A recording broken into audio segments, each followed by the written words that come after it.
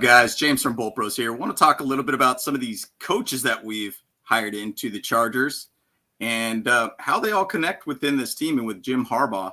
Plus, who the heck is going to be the offensive coordinator for this team? So let's just go ahead and get into it, guys. Bolt Bros, let's go. I'm Deion Henley. You watching the Bolt Bros podcast? Let's do it!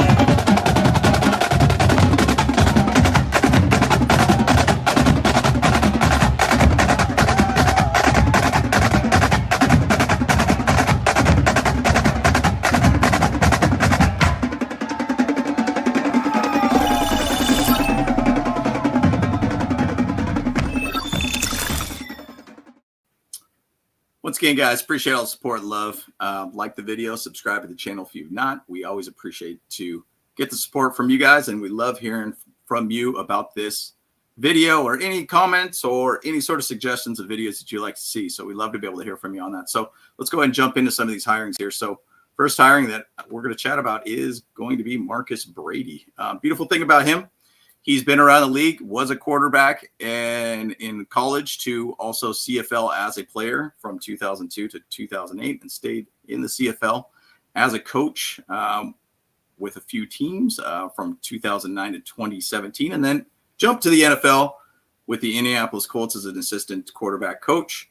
And then in 2019, 2020, he was a quarterback coach at that time. And then 2021 to 2022 with Phillip Rivers, he was an offensive coordinator at that time. So really cool to be able to see that and kind of see that connection. And once again, he's a San Diego guy too. He was born in San Diego, which is really cool to see.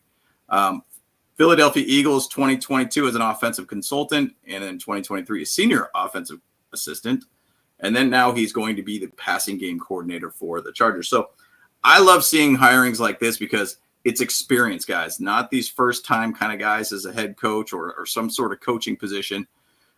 You're getting experience all around, and you'd love to be able to see that. So very cool to be able to have Marcus Brady on this team. So moving on, Andy Bishoff, I think is how you pronounce his last name. It kind of sounds like the cookie all around, but guy has been around for a long time. He's coached even at the high school level from 93 to 2007, jumped to the CFL in 2008, 2009 with the Montreal Alouettes, and then stayed with them for 2010 to 2012 as a running back coach, special team coordinator, assistant to the head coach, a lot of titles that he had. And then he jumped to the NFL at that point to the Bears 2013 to 2014, tight end coach, staff coordinator, Baltimore Ravens. He jumped there. Now that's where the connections of the Harbaugh come from, this whole ecosystem that is being built here. He is an offensive quality coach from 2015, offensive assistant 2016 to 2017, 2018 to 2020, assistant tight ends coach. And then he jumped over to the Texans from 2021 as a tight end coach. And then the most recent, he was 2022 to present up till now with the Chargers as a tight end coach. He was able to jump over from the Giants because he got an additional responsibility as a run game quarter on top of being the tight end coach. So very cool. There is a connection with Andy too, by the way, where it's also connected to Greg Roman. So think about that, guys, and we'll talk about that shortly. Now, Greg Roman, we have him hired currently for this team. Interesting idea. I mean, a lot of people thought he was going to be the offensive coordinator, but no, he's going to be the senior offensive assistant. Now, I don't know if that's kind of something where you're thinking, okay, he is coming in as giving suggestions of how to run this offense, maybe game planning. Maybe he's going to just kind of help with the run game to make sure you have a good quality run game all around. It's an interesting position, but you got to love that there's assistants involved with elements of the game. Guys that are been very, very experienced. Once again, Greg Roman had a very, very good run game throughout his career as an offensive assistant. He obviously worked under Jim Harbaugh. He worked under John Harbaugh also too. So he's been around for a very, very long time. You know that he's going to be able to bring his element to this game. Adding more experience to your coaching staff helps everybody. I love to be able to see a hiring like this. And for him to be able to jump on as an offensive assistant, he is buying into what Jim Harbaugh is able to do. So I think it's a phenomenal hiring to be able to bring him in. hey, if he could, as long as he could just get the run game going, I'm stoked. I'm excited about that. I'm sure he's going to work quite a bit with Andy on the run game element of it, and to be able to make sure we're going to have a very solid set run plays for one reason or another. Also, on top of that, just another connection. He was an associate head coach at Stanford with Jim Harbaugh too. So a lot of things here connected here. Now you would kind of think maybe you could get Pep Hamilton as another guy who was from Stanford too that worked under Jim Harbaugh. Who knows? But we'll see where that leads at that point. I did also want to take a note too. Jay Harbaugh, their sources say he's going to the Seattle Seahawks as a special team coordinator. So that means that we're probably going to be keeping Ryan Ficken, which is probably a safe bet. Maybe it was just a very hard thing to be able to bring in Jay Harbaugh and try to find a fit with our team. And maybe he just didn't feel very comfortable with that. So he's ended up going up to Seattle to be able to be a special teams coordinator. So I just wanted to throw that out as a note too. Now, who the heck is going to be our offensive coordinator? I don't know. How about that? Can I say that? I don't need to know everything, right? And I don't think I can know everything at this point, but let me give you some speculative people that out there that I might see as a potential fit. So Tanner Inran, he is another San Diego guy, full San Diego guy, born in San Diego, basically coached at USD. So with Jim Harbaugh as a graduate assistant. He was also there as a running back coach, quarterback coach, offensive coordinator, quarterback coach, assistant head coach, offensive coordinator, and quarterback coach. And then even went to Michigan for a year as an offensive analyst. So he's been around Jim Harbaugh quite a bit, right? This could be a very, very good fit. And obviously in the most recent times, he was in the DC Defenders too for 2020 as an offensive coordinator, running back coach. But then he was with the Lions since 2020. And more recently, what kind of intrigues me a lot is that he was a passing game coordinator.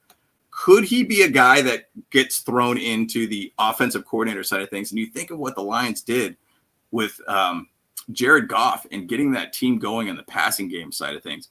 He could be a very, very good candidate. You got obviously Ben Johnson going back there. This is one of those guys that has a connection with Jim Harbaugh. He could be one of those guys that finds his way back with Jim Harbaugh. I think it'd be a really, really cool hiring, in my opinion.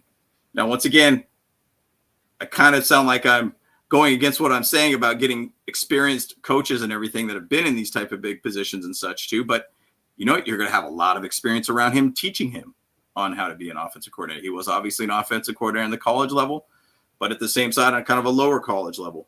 I think it would be an interesting hire to be able to take a look at him all around. So once again, we'll see where this ends up going. Maybe Tanner might be the guy. Who knows? Now, the next one here, this one's an interesting one. Maybe some people like him. Maybe some people don't. But Eric Bieniemy, obviously, is a very good offensive coordinator. Killed it at KC. Not so much at Washington, but he obviously had a short end of the stick. I mean, Sam Howell had his moments. But you kind of hear a little bit of some of the things within the camps that he's being really, really tough on players and such. But, hey, there could be a connection there. Once again, if you get like an Eric Bieniemy, you're bringing back another ex-San Diego Charger type player. Who knows? Maybe you could go and get him now. I mean, you got obviously a new offensive coordinator over there with Cliff Kingsbury at Washington. He's kind of a free agent now. I don't know. Or maybe he's going to find his way back to Kansas City. I don't know. You hear some of the rumors about what's going on with Andy Reid that he might end up, retiring. Who knows? Maybe Eric Bieniemy might be the guy again. Who knows? But this is just all speculative. I don't really know what the heck is going to go on with that offensive coordinator position. So keep an eye on it. We are going to keep on it as much as we possibly can. So who knows? Maybe Eric Bieniemy might be another guy too. And then throw out some other. This one's a little bit of a strange one. This is just one that I'm speculating here. If you know who this guy is, he was actually an analyst for a pretty good amount of time on TV, by the way. And also he was a quarterback for a good amount of time. Brian Griese. Now, once again, why I bring him up, he's only been a coach since 2022 with the 49ers as a quarterback coach. Now, once again, you think about what happened in 2022. You got basically a new quarterback. You got basically Brock Purdy that ended up coming in and doing extremely well. He coached the heck out of Brock Purdy. Now, going from a quarterback coach to offensive coordinator is one thing, but you lean a little bit on his experience as a quarterback in the NFL. 1998 to basically 2008, he was a quarterback through the league. He actually had a pretty fair career all around. Not too bad. But the biggest connection is Michigan. He came from Michigan. He's a Michigan man. You know, this could be one of those connections that, you know, Jim Harbaugh is a Michigan man. He's even bringing guys from Michigan. This is another quarterback that was from Michigan. You know, you kind of think and you start breaking that down. And you think, man, maybe Brian Griese might be one of those guys. He's gotten a couple looks a little bit too on offensive coordinator position. So who knows? Maybe there's this chance that Brian Griese finds his way here. Once again, the Niners actually have a really good system all around for the offensive side of things. So maybe there's a way that it does happen. Maybe there's a way that they do bring in Brian Griese as a guy that could be an offensive coordinator for this team. So once again, guys, these are all speculatives on who the offensive coordinator is. We don't know who it is, but, you know, we know it's going to happen at some point. There's not a lot of holes left in this coaching staff that we see, but offensive coordinator is one of those major hires that need to happen here very soon. Maybe it's going to be Jim Harbaugh calling plays. Who knows? I don't know. Maybe he just wants guys around him that are analysts and guys that are assistants around him.